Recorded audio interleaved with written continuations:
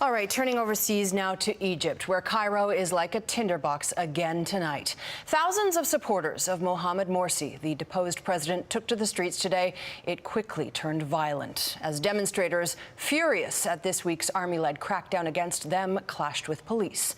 At least 64 people are dead. As Sean Mallon reports, a solution to the crisis is still nowhere in sight.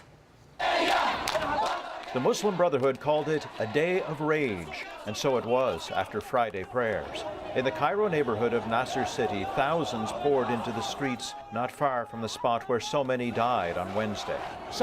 Down with military rule, he says, down with anyone who kills Egyptians. There were similar scenes in the nation's second city, Alexandria. The security forces are acting like Mubarak, he says. In the capital, the Brotherhood staged several simultaneous marches from different corners of the city, all headed for Ramses Square near the center. A confrontation was inevitable. The army had already set up blockades around Tahrir Square and been given authorization to use live fire. And then the shooting started.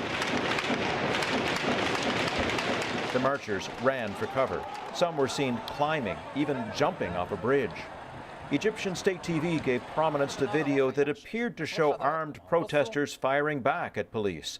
There were casualties on both sides accused of exploiting the bloodshed. The army needs some violence to justify that they've declared a state of emergency, and the Muslim Brotherhood needs the violence to be the victims. New video surfaced from Wednesday's clashes in which more than 600 people died. Shot by a Brotherhood supporter, it shows protesters ducking for cover in the face of armored vehicles and a hail of gunfire. The sit-in had to be dispersed, but without so much bloodshed, he says. Nobody knows where the truth is.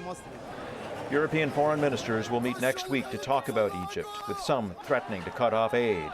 The Brotherhood is calling for daily protests, and the military's promise of an early return to democracy is in question. And it will be hard to reconcile, the massive divisions in Egypt and bring about new elections.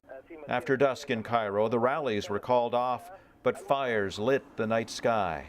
The Arab world's most populous country is suffering with no sign of an easy remedy. Sean Mallon, Global News, London.